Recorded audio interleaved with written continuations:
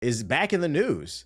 For those unaware who don't really play Halo, Halo's heyday, in my opinion, is from Halo 1 to Reach.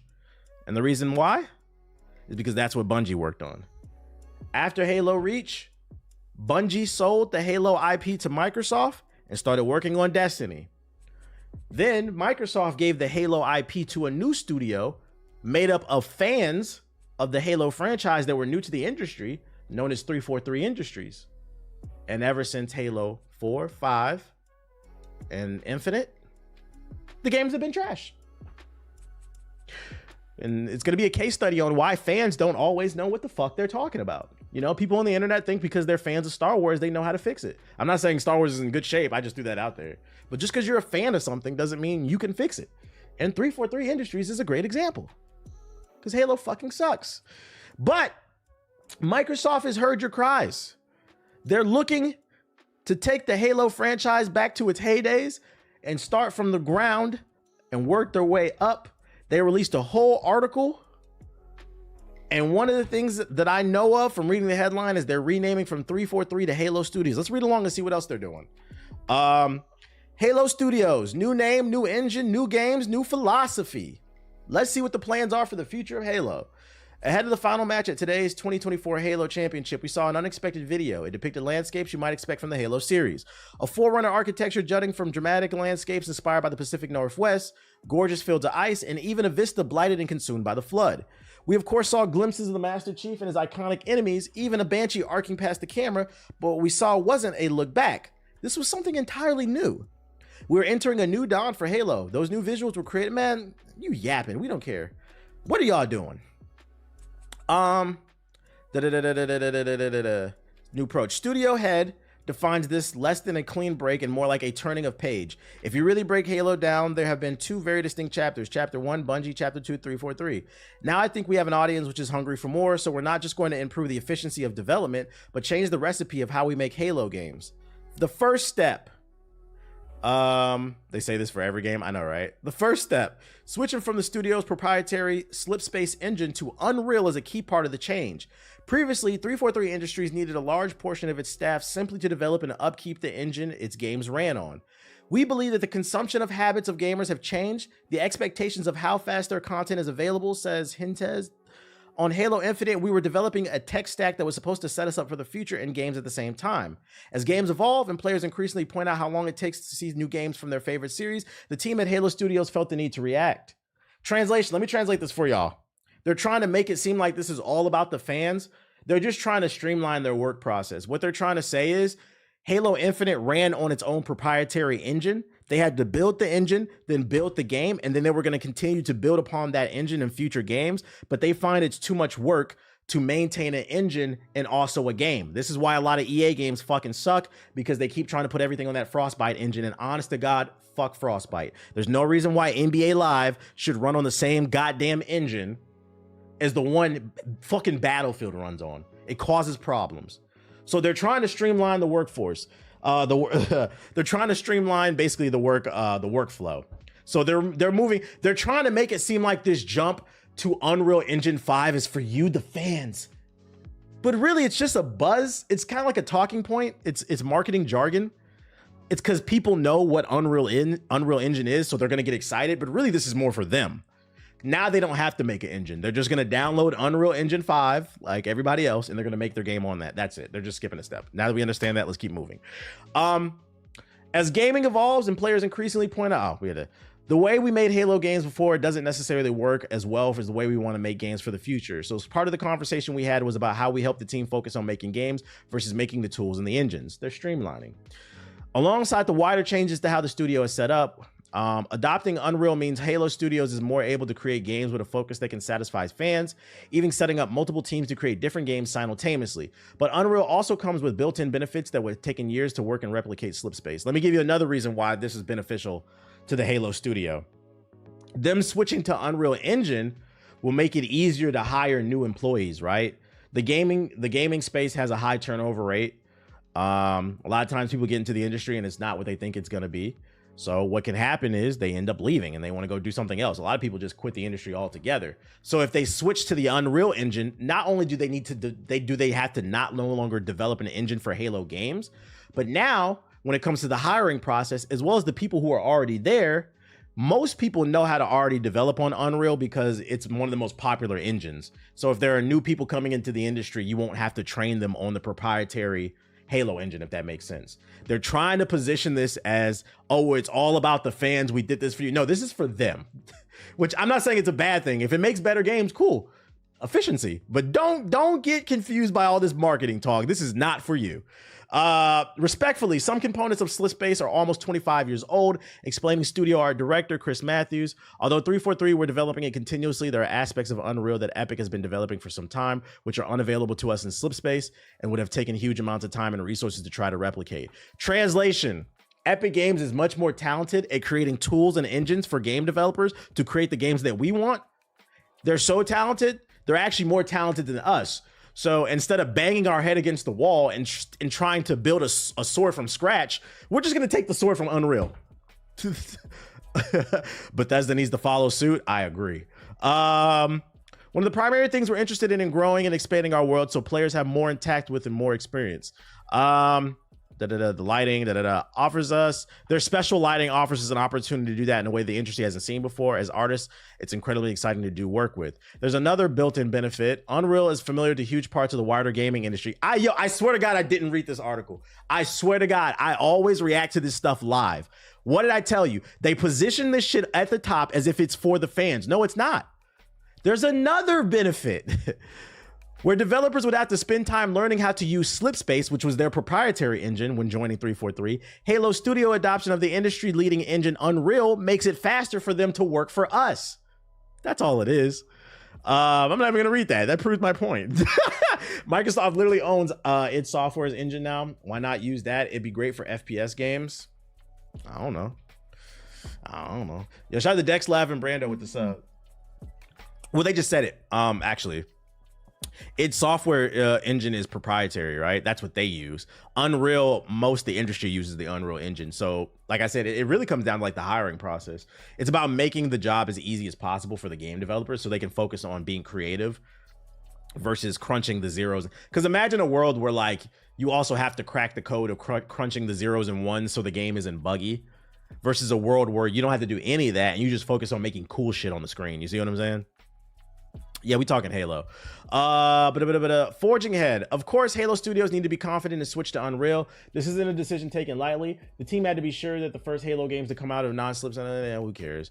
We decided to do the Foundry. It wasn't at that point our plan, says Wig, but we needed to pause and validate. It's not the right word, but educate and understand that our capability is and assets is. So actually, no, you're just yapping.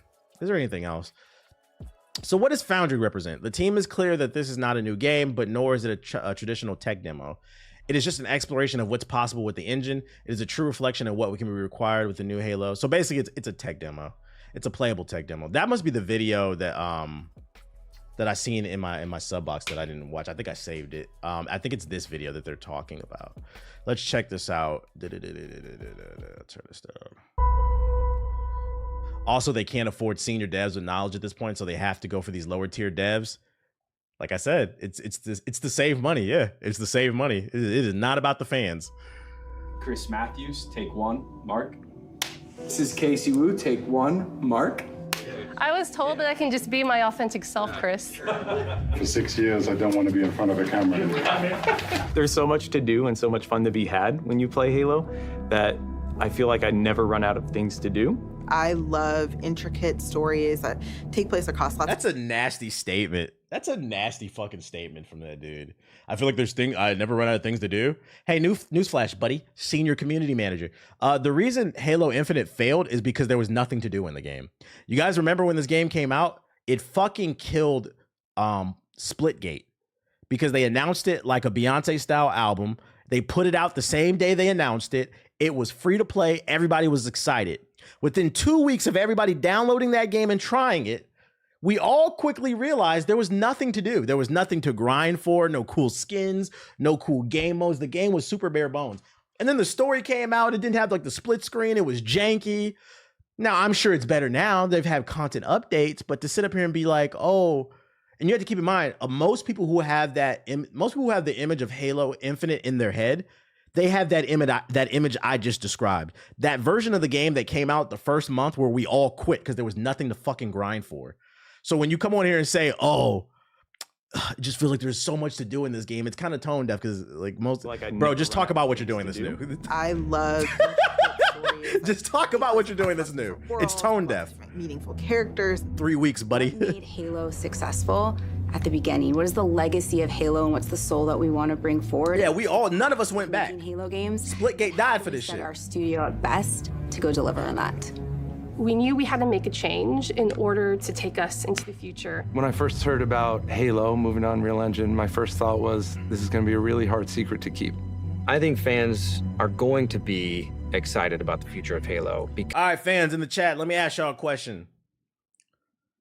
On a scale of 1 to 10, with 10 being super excited, how excited are you to know that Halo is going to Unreal Engine 5? What's that doing for you?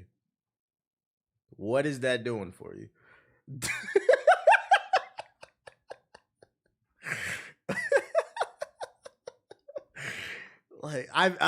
Yo, the average consumer is not watching my stream. If you're watching my stream, you're probably a little bit more hardcore. The average consumer is not on IGN, they're not on GameSpot. The fucking average consumer walks into GameStop, which you need to stop supporting them so they can go under because they fucking suck. But the average consumer is going to GameStop, Best Buy. Oh, they heard this game's coming out this week. They heard it's cool. They're going to try it out. That's it. But now, like, the average consumer is not like, oh, Halo's moving to Unreal Engine 5. Oh, here's where my credit card at. Like, they don't know what that means. They don't know what that means. Because of the possibilities that are afforded us by using Unreal. Before, we really had to split our focus. They should have let Halo rest at this point. I agree. Engine, supporting it. This is you live long enough to become the villain. Halo should have died at Halo Reach, and it would have been a great. I think that was the purpose too. Like, that's why Bungie sold the IP. They didn't want to do it anymore. And the story, literally, everybody dies in Reach. It was the perfect time to kill the series. The best things end. That would have been if Halo would have ended at Reach the way we all look at Halo, it would have been like so nostalgic. Like, wow, that's one of the greatest fucking. Because I mean, from Halo 1, 2, and 3, those are all classics. And Halo Reach is my favorite. 1 to Reach, all classics. Me personally, I wasn't a fan of ODST, but I know a lot of people do like it. But if we're talking at least 1 to Reach, all classics, we would have looked at the series completely different. It lived long enough to become the villain. Really kind of a tech company and a studio at the same time. Since we've made the change to Reach was a prequel? I know that. I know that. We can bring Halo forward in ways that people have never seen before while still being true to what Halo is. The Foundry project was an effort to show ourselves how far we can push things using Unreal 5. New studio art director, Chris, came to me and said, hey, I have this crazy idea. Chris came to him in the studio? What the fuck, dude? Said, hey, there's this Project Foundry that I want to do. Let's make it happen. Foundry specifically is based around the same concept of the Foundry in Halo lore. It's the place where Halo rings are born. They're trying to show the graphics off. Let me turn this bitch up. Damn, y'all, how y'all gonna upload a trailer about your new engine and that bitch ain't even in 4K? It's not a game, it's a research project for our studio so we can prepare ourselves for the next steps of making Halo games.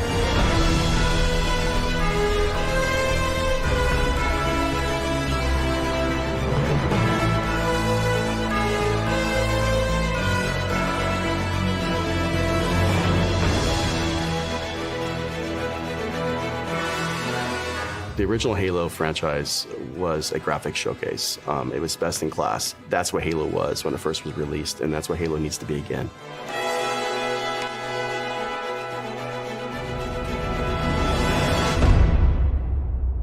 A new dawn. So once Project Foundry had been approved, we took the entire creative team and we ideated on 3 locations, something old. Correct. Somebody in the chat said no. So no, this will not be on PS4. Exactly. Something new and something really alien.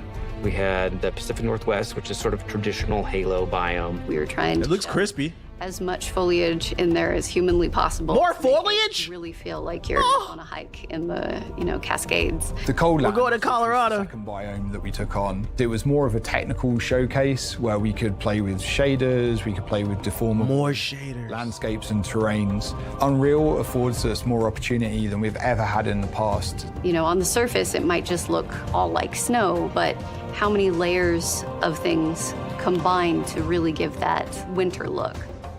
And then our third biome was the Blightlands, which is any land that's been completely taken over by the flood. I wanted to give our team So is this Microsoft's last chance with Halo? Express. Well, no, Microsoft's last chance with Halo will be when they say they're done with the series. You gotta keep in mind, Microsoft owns Halo now.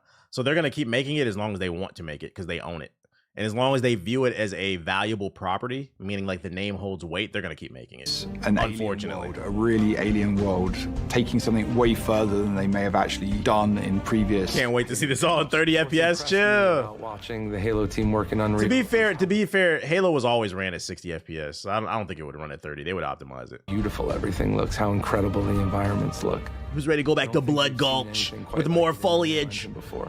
Fortunately, we have a studio that's really passionate about Halo, about the look and the feel, and I think there's a lot of hunger to really collaborate, to move forward together. The hunger for more, like Lloyd Banks. Touched on every part of the creative process, everything from concept art, VFX, Shout out to Kenny with the sub. vehicles and weapons to make the future games of Halo.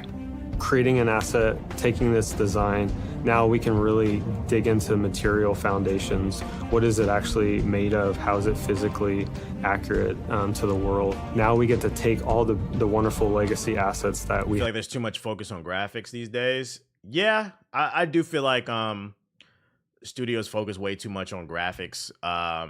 But in the defense of the studios, it's a reflection of the market, right? I think they're doing that because there's a market for that. You got to keep in mind the average consumer isn't watching my stream. They're not reading IGN.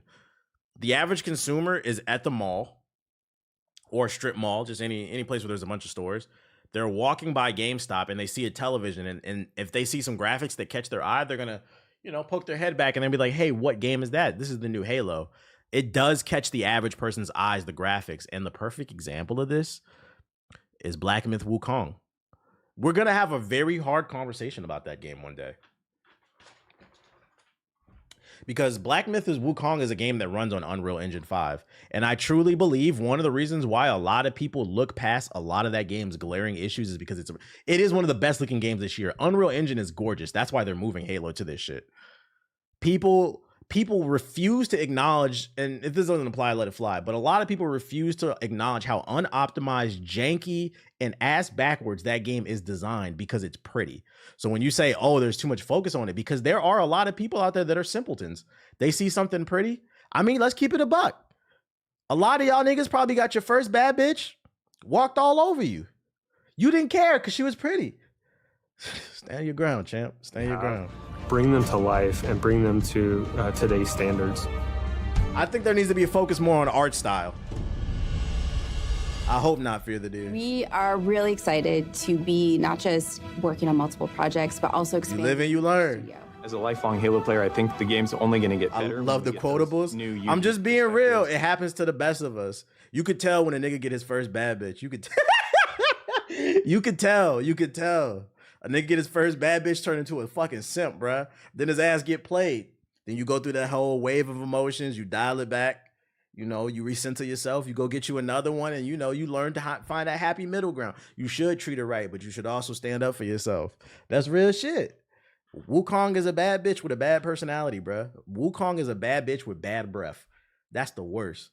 And people bring in their expertise and passion for the Halo franchise. Yeah, shout out to Jory with the sub. Appreciate it. Talent as the projects that we're working on kind of get further and further into their development cycles. And it is great to be part of a team that's growing because you can kind of see that force multiplied as people come in, Wukong got on challenges, and you can do more. Imagine a place where you have the commitment. Yeah, I ain't gonna lie, chat. I'm not interested. This shit, they just yapping. I thought we were gonna get something special out of this, man. Like maybe like a game announcement. My bad. These niggas just talking about look at our graphics. Who cares? Let us know when the game comes out. Oh wait. Well, actually, let me before we move on. Let me say something. before anybody gets excited about this, like, it's cool. They're moving to the Unreal Engine. The graphics are going to get better. I hate to be the Debbie Downer, but if we go back and open that article up, which I'm not, but I read it from the top, at least the first half or whatever. They said that they were changing their name from 343 to Halo Studios. If you notice in that article, there was never a mention of if the talent is changing. From my understanding, this is just a rebranding. They're changing the name from 343 Industries to Halo Studios, and then they're switching to the Unreal Engine. So I hate to be the Debbie Downer here. If I'm correct on that, I would not get my hopes up for Halo, because 343 Industries fucking sucks. Like, you can change the name, it doesn't change the talent. Like, it's like going from the Charlotte Bobcats to the fucking Hornets. Nigga, get the fuck out of here, bro. That's what I got out of this article. It's the same people, bro. It's the same people. From what I gather, they restructured over the last couple years. But what does that mean, though? Here come the Charlotte Hornets, bro. Like, so, like, I'm not saying the next Halo will be bad, but I wouldn't get too excited about this. Let's wait and see. Let's wait and see. I take this all with a grain of salt. Michael Jordan is still the owner, y'all. It's like when Time Warner Cable became Spectrum. Right. Like, it's the old okie doke. Don't fall for this shit. Oh my God. I don't like that we're losing so many in-house studio engines. A lot of games will play and look the same in the future, in my opinion. Agreed. That's the beauty of in-house engine. That's corporate greed. I agree with that sentiment. When you create your own game from scratch, it creates a unique experience with unique physics and visuals. The problem, Unreal Engine looks great, but the problem with Unreal Engine, I would argue since Unreal Engine 3, which is what the first Gears of War ran on, since Unreal Engine 3 to 5, when you see an Unreal game, you could, like, the moment I saw Black Myth Wukong, when they first announced it like 4 years ago, I was like, oh, that's Unreal Engine. Like, you know an Unreal game when you see it, because a lot of them look like Gears of War. So I agree with what you're saying in the chat. That is a very good point. It is going to take away from a lot of artistic integrity and just visual difference in different games, because everything's going to look the same and potentially could run identical, and also could cause problems, because the Frostbite engine causes problems for a lot of games. Shit looks unreal. I see what you did there. They just look heavy. Yeah, so that's a very valid point. We're going to have to keep our eye on that. Like, I think it's the issue with capitalism and gaming and how it's affecting everything. They said in that article, the reason they're doing this is because they want to streamline stuff and be able to get stuff out faster. Why do they want to get stuff out faster? It's not about you, the fans. It's to appease the board. If you put out more product, there's potential for more sales to make more money. So if we cut out the part where we create our own game from scratch and just license the engine for the low, it's a tax write-off. We could potentially make more money if the game's more halfway decent. So yeah, that's a valid point. That is a valid point. But even though Kingdom Hearts 3 was trash, Unreal Engine 5 took a lot of charm from its previous in-house art. I didn't know Kingdom Hearts 3 ran on Unreal. Really? That does make sense why it looks a little bit different compared to the other two joints. Last piece of Halo news I believe I have forever. I think it is. Apparently Halo Infinite is getting a third-person mode. It's announced by 343 Industries that Halo Infinite is getting a third-person mode in November. Dubbed a new way to play, the third-person mode is Halo Infinite has been branded nothing more than a Fortnite-ification by some users, and at first glimpse, the gameplay shown from the perspective certainly is reminiscent of the popular Battle Royale. Which kind of goes back to what I just said about, like, when we read that article, how, yeah, they're changing their name from 343 to Halo Studios, but it's still the same people working on the game. This is why I said you probably shouldn't get too excited until we see some gameplay for the next Halo. Because I'm gonna be honest, I've never once in my life played Halo and thought to myself, I wish this was in third person. So like, it says to me, like, I don't know, is the mind frame in the right place? I'm gonna take a look at it. I haven't watched this shit. Let's just see what it looks like. God damn, Elon, fix your fucking website, dude. Let's go to YouTube. This shit is ashy. Halo. Third person. Is it not on YouTube? Did they only announce it on Twitter? Oh wait, A New Dawn. No. Damn, I gotta watch that shit on Twitter. Fuck. That's why it took so long. They were initially going to use the same engine from Final Fantasy 15, but scrapped it and switched to Unreal. Final Fantasy 15 for a first-person shooter? That's gross. Okay, that looks more crispy.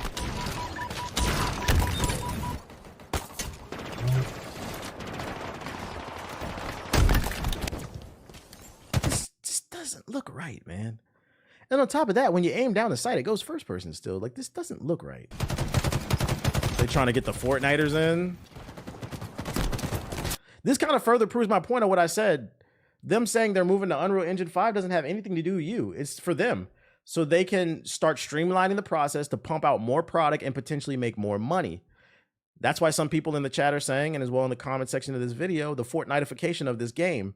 Fortnite constantly pumps out content and they're having a hard time keeping up with it. This further reinforces the argument I made last week that live service games are the devil and they're going to stifle creativity. They're just going to start putting stupid... Now that they switched to the Unreal Engine, they're going to start putting stupid shit in the game. Just everything, bro. You guys want to ride a dolphin in fucking Halo? No. It's an alien dolphin. Oh my God. How about Goku versus Master Chief?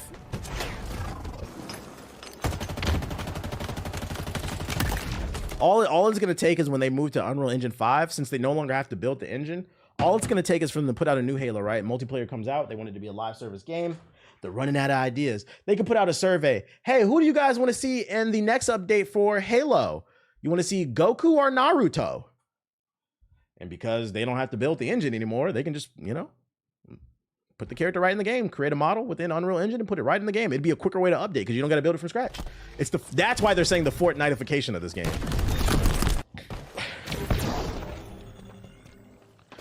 Naruto will go crazy, not gonna lie in Halo. See, look at you niggas, bro. I would have to try it and see if if it's fun, but like looking at it, it just looks weird.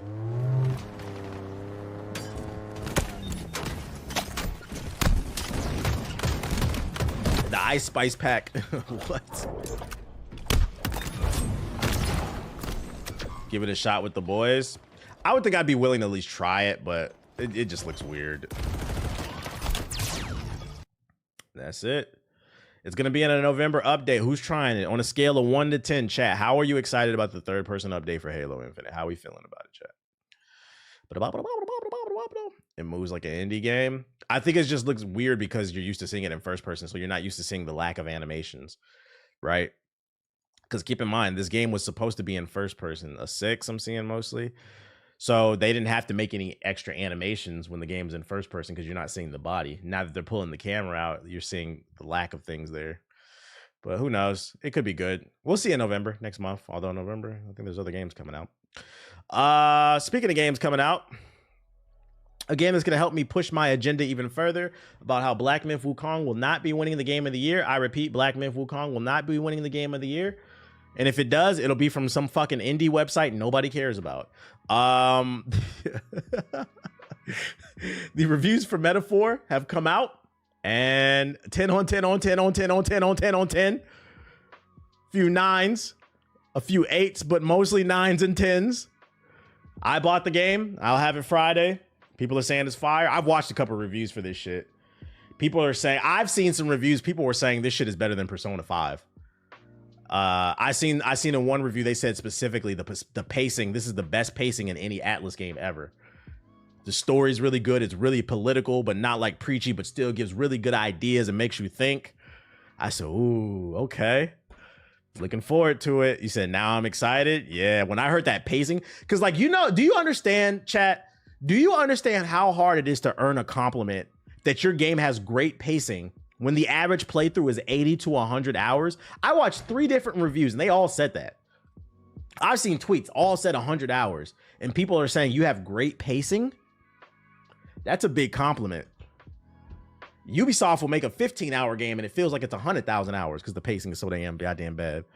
Sparking Zero and Metaphor the same day is a crime. I know. I need a goddamn Steam Deck or a PlayStation Portal so I can grind these RPGs or something like that. This is the first type of Persona game I'm gonna try. This is the first one I'm gonna try to deep dive into too. When I was playing the demo, I said I like this one more because it's not like some teeny bopper shit. It's more of like more of a political fantasy story, which I like. But apparently the game tackles politics. I'm surprised they go woke, go broke boys haven't latched on and complained. I'm looking forward to it. You can play the demo. It's out 6 hours. Also, we got reviews for the Diablo 4 DLC. Got a bunch of 9s, some 8s, some 7s, 4 out of 5s, average Metacritic an 86.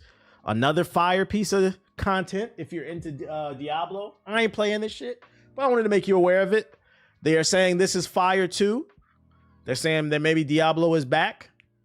Another agenda I want to push too, while we're on the topic of all these great games, is I think we need to start the same way we've been pushing back on grifters who talk about go woke, go broke. We need to start pushing back on fraudulent gamers, okay? All your favorite Twitch streamers and YouTubers that you follow that say gaming is dead, you know, the Call of Duty 2K Madden niggas. If you play those games, there's nothing wrong with that. I'm strictly talking about Call of Duty niggas. There's a difference between a Call of Duty fan and a Call of Duty nigga, okay? Call of Duty niggas are on PS4 complaining that it's not going to have all the same features the PS5 is going to have. Because, by the way, that's true. It's not going to have all the features. I know you think you can run it, but they said it can't. That's a Call of Duty nigga. The ones who refuse to try anything else. We need to start pushing back on these content creators too, because I'm tired of this narrative that I'm seeing on Twitter that gaming is dead. And these have been some amazing, and you know, it's crazy. 2023 was one of the greatest years ever. 2024 is heated the fuck up, and 2025 might be one of the greatest. I'm overwhelmed. My wallet is hurting. I don't have enough time. I'm stressed out. I'm trying to put videos out. When you say you don't have anything to play, you're a fucking fraud. I understand microtransactions and live service games are annoying, but you don't have to play those games. For every live service games, there are just as many amazing games to play, and I'm tired of this fucking narrative. We get it. Some of you think you're too cool for Hogwarts Legacy or whatever. But don't complain you don't have anything else to play because you're closed-minded. Fuck you. Yo, shout out to Dell with the 5 gifted subs. Appreciate it. It's plenty of shit to play. I don't want to fucking hear it.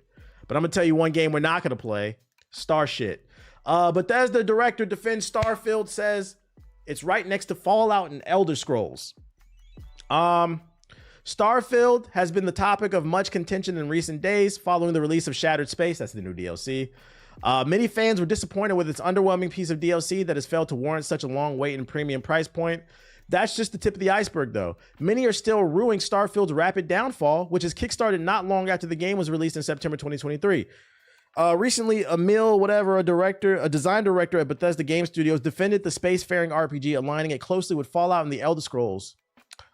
In a sit-down with Games Radar, the game designer, whose works span all 3 major franchises, said that Starfield sits right next to Fallout and the Elder Scrolls as a series. He's saying it's just as good as those games. It exists in a unique space. It might not be everyone's cup of tea. What is? We created a new IP from the ground up and an experience that's absolutely unique on consoles. And I'm not saying Starfield is better or worse than any other game, just different in what we offer. That weird Bethesda blend of immersion, action, and RPG. No, the game's just boring, dude. It's an L. It's a fucking L. It's not true. You don't get to tell us what's good and what's bad. We understand it's your baby and you worked on it, but if the market says we don't like it, like the suits over at Warner Bros. Don't get to complain nobody likes the Joker too. You shouldn't have made it. You shouldn't have made it, bro. This game was not ready for Showtime. It was boring. You made a space game with no aliens. The big appeal of space is the unlimited imagination that can be applied to it. You can create any alien race, any piece of technology, any story. You're only really limited by your imagination. That's what makes Mass Effect so fucking great. And what did y'all do? What did y'all do? Y'all made a space game with no aliens, 1,000 planets with nothing on them. There's no car. And you know the crazy part is, people were complaining that you couldn't explore the planets fully. There was no car at launch. Why would you want to explore the whole planet? I'm not trying to do a walking sim. Halo did space better too. Yeah, because Halo was a concise story. Yep. You need to lean into people's imagination, that wonder. Like, what makes space great is, like, think about the little boys and the little girls growing up. What do you want to be when you grow up? I want to be an astronaut. It's because it really taps into the imagination of the child. Like, wow, anything's possible. It could be, we could see SpongeBob on the moon. I don't know. Like, but you didn't do any of that. You didn't do any of that. You gave us a boring version of fucking Fallout. It was Fallout in space, but no fucking story. It was whack. It was whack. It was whack. It was so whack that world-around content creator, the Black Hokage, even responded to this tweet when he said, he just posted a picture of the definition of delusional. He responded to the tweet, basically saying he's delusional. And I agree with that guy. I agree with that guy. So I don't think Starfield's gonna get much better because I think there's a level of delusion going on here. They genuinely think that they made a good game and it's just not. Focus on Fallout Season 2, the TV show. Focus on the next game. Let Starfield go. Cancel all DLC. Put it on the PS5. Maybe you guys will make some sales back because we know PS5 niggas don't buy games unless it's an Xbox game. I said it. Niggas is weird. Do you like decision-based games? Yes, Mass Effect is my favorite game of all time. Don't start that shit. That's why I brought Mass Effect up. Don't start that shit. I preach the gospel of Mass Effect all the fucking time. I preach the gospel. I love games where you get to pick your own shit. None of the decisions you make in that game matter. That game sucks. They built a game with over 100 planets with barely anything on them. Right. What decision was you making that was impactful in that game? I like The Witcher 3. Fucking Cyberpunk was decent. I played the base one. I didn't play the one they fix it. Mass Effect is always getting mentioned. Shit is crazy, bro. This y'all standard for decision making games? You played Detroit Become Human? Yeah, I thought Detroit Become Human was okay. I have some gripes with that game. I felt like I really liked Detroit Become Human until about halfway through when it clicked in my brain. I said, wait a minute. I feel like I've seen this story before. And then that's when I realized that shit was just the black civil rights movement. They just took black people out the equation and they turned them into androids. And one of the androids happened to be black, the main character. I was like, wait a minute. I was like, I don't want to have I don't want to hear I have a dream. I don't want to hear that version. Like, so like to me, like the game's okay, but like it's a little overrated. It's okay. Yeah, Black Lives Matters, the robot edition. Like, I'm good. Selma, Android edition. I have a droid. And then last but not least, we got a little bit of PS4 slander here for you because, you know, like I said, if you're unfamiliar with this stream, we are PS4 racists over here. We all know the PS4 is holding gaming back. So if you have any PS4 clips for me, feel free to send them to me. Somebody sent me this clip. Apparently, it's a dad busting into his son's room and destroying his PS4. And this clip is from 2023, so it's actually pretty recent. As he should. I think I look at this old ass TV. I think the dad realized that he was disappointed his son was holding gaming back. He said, son, the PS5 is out. My games are not getting better because console parity. So he comes in with a sledgehammer and just destroys the PS4. Look, he pushes him out the way. Get out the way, bitch.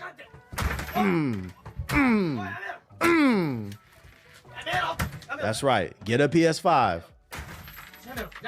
Get a PS5. You dishonored your father. Shit is crazy, man. Shit is crazy. That's all the news I got for you. Let's hop in the sub box. That'll force him to get a job. Yeah, get off Fortnite, nigga. Get off goddamn Fortnite.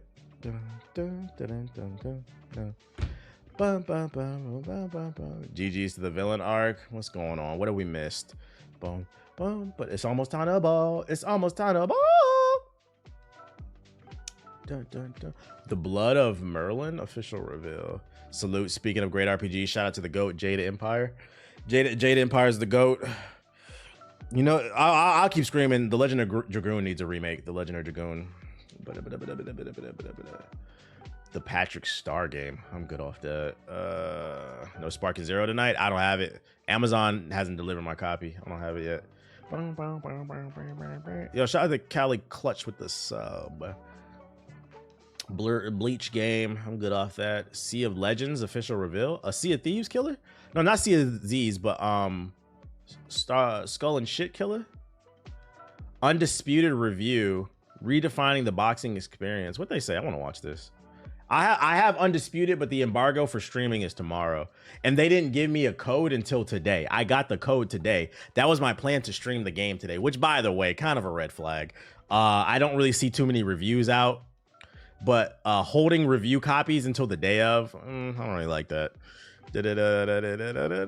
Son of Gun, Misery, Space Marines. Let's see. Son of Gun officially. I'm good off that. What's this?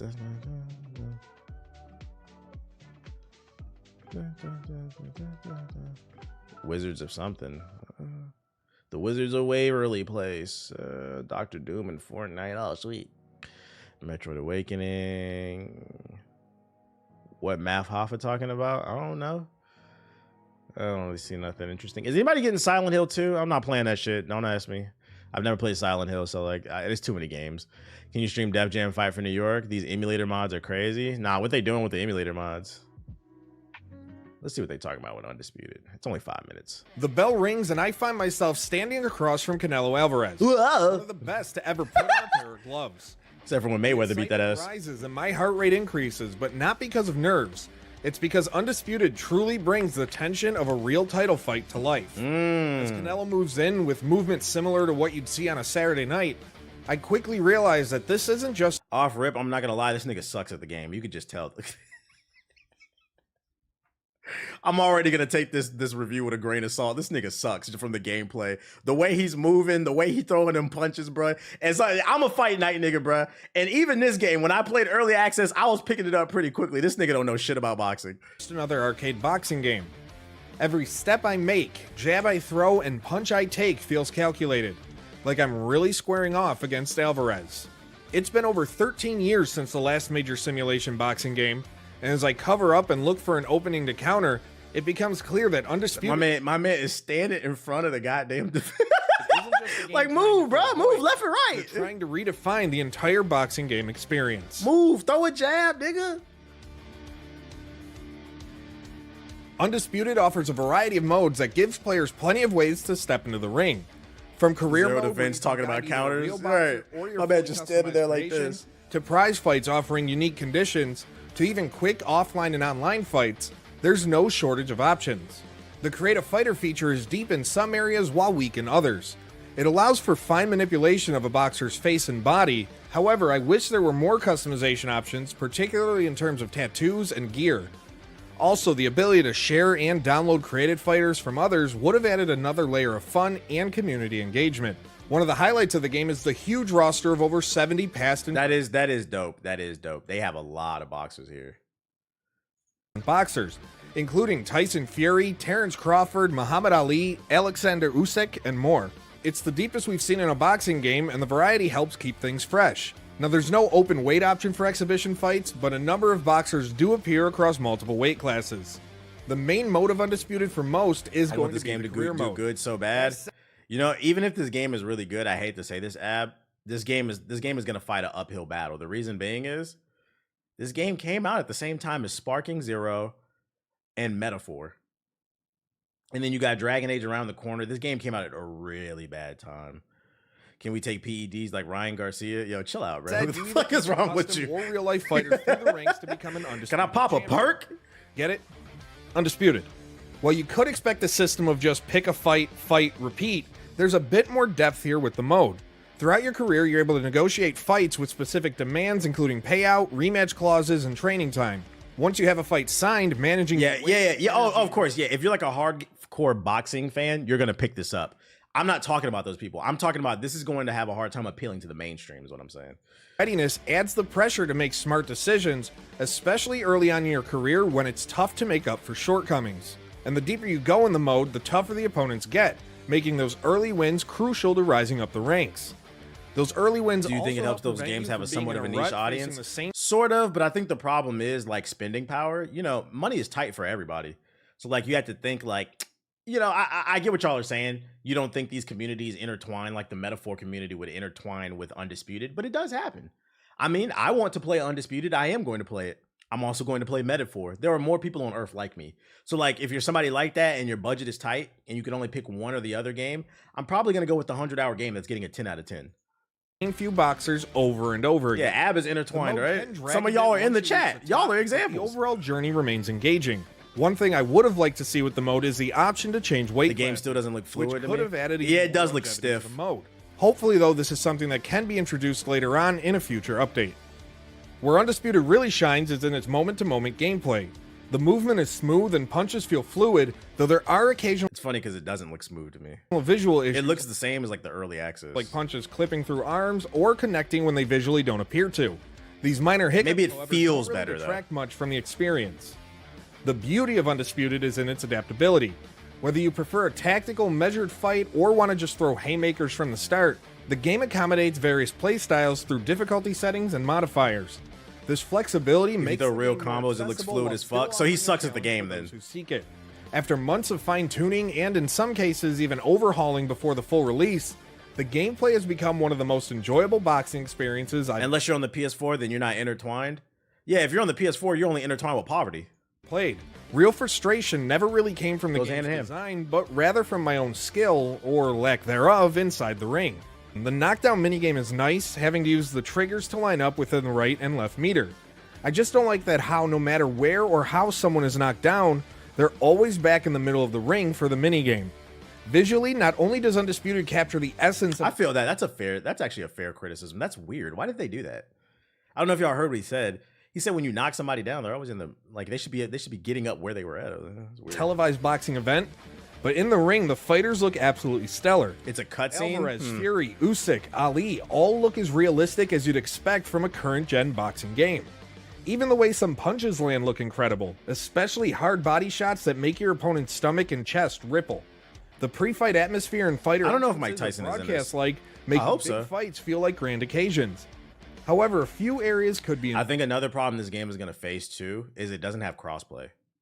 I got the Xbox version. I have it already downloaded and installed, and I instantly regretted getting it on Xbox because then I remembered it didn't have crossplay, and I'm not going to pay for it. I got a free copy. I should have got it on the PS5 because if people wanted to play, probably most of my friends would probably be on PS5, and I don't know. I didn't know if my PC could run this shit, but there's no crossplay for this. The crowd could be a bit more reactive during intense moments of a fight, and the game sorely needs a replay suite. This is a game that would really benefit from it because boxing in itself is super niche these days. So like a game like this needs crossplay to keep the community alive. That said, the variety of venues— They're adding 6 fighters every 6 weeks according to the roundtable. They need to add crossplay. Including small gyms— Fuck all them fighters. arenas, Add crossplay. adds to the authenticity. It's clear that Steel City Interactive put a lot of thought into making the game's presentation match the grandeur of real-life boxing.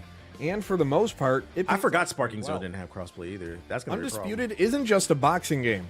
It's a full boxing experience that fans haven't had in years. With a deep roster, fluid gameplay, and solid modes, it hits all the right notes for fans of the sport.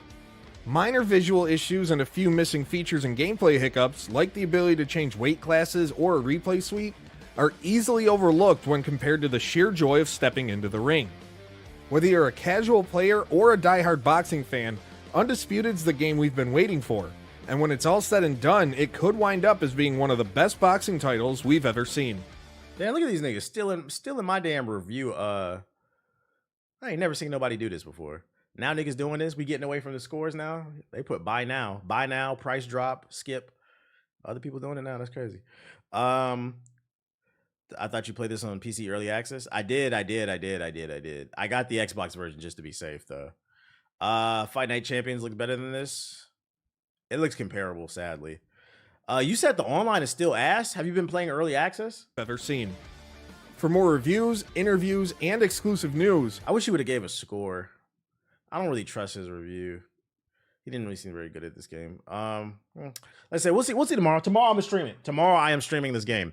I want to put together a video about this and like boxing games, period. So we definitely will be playing that this week, as well as probably Sparking Zero. Those are the 2 games I'll probably be playing because I want to do videos on those games. Let's check out these other trailers. Sea of Legends. From the creator of BattleTech, Shadowrun, and Crimson Skies comes a new adventure. Sea of Legends. Become a pirate on the open waters of the Caribbean. Fire broadsides, plunder ships. If this game dies, boxing games might die forever. Well, there's a rumor that Fight Night is in the works, and Undisputed lighted a fire under EA's ass. I pray that might be the best thing about Undisputed. We might finally get Fight Night back. I'm hoping that rumor is true. We're gonna see. Fight the undead, and maybe break a few hearts. In this light-hearted deck-building... I thought about what you talked about last week. My big brother heard my 22-year-old nephews talking about honey packs. I hope he pulled them by the neck like, yo, you're 22. Why are you popping honey packs, nigga? Your dick don't work? What's wrong with you? Do a push-up or something. As you climb from Take some ashwagandha. Eat some fruits and vegetables. If you are 22 and your dick don't work, you need to eat a banana and lose some weight. I'm not playing this shit. Yeah, I hope you pulled your nephews to the side. What's wrong with you, little nigga? He did. That's nasty. You blue chew popping fiends? Yo, Mister, let's see the mystery. Yeah, them rhino pills will fuck your dick up, deadass. They will fuck you. It's a short term benefit, but a long term it'll fuck you up. Remains uncontrolled. If there are anyone alive who heard this broadcast, please go to the shelter in the southeast of Site. Yeah, the camera angle already made me lose interest. What's this? This somebody linked this shit. The Wizards of Legend 2. Niggas be taking it for stamina, not realizing that's not what it's for. Shit is nasty. Wizards of Legend 2.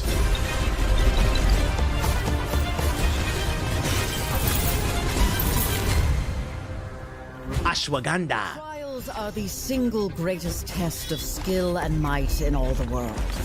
Mastering your arcana will be key to triumphing over the trials. The different elements of arcana each hold their own unique style. What kind of game? Water is balanced between offense and defense. Oh, the magic looks cool. Hit lightly, but quickly. Is this a dungeon crawling? Is this like Hades? I admire any wizard that likes to play with fire. It's a roguelike, yeah. Is it a roguelike? Dungeon crawler? Upgrading your arcana is as paramount as mastering stronger spells. A boost to your arcana shall serve you wisely. Relics are mementos of great wizards of old. The legacies of our ancestors. It looks good, but I'm not gonna lie, I'm not playing this shit.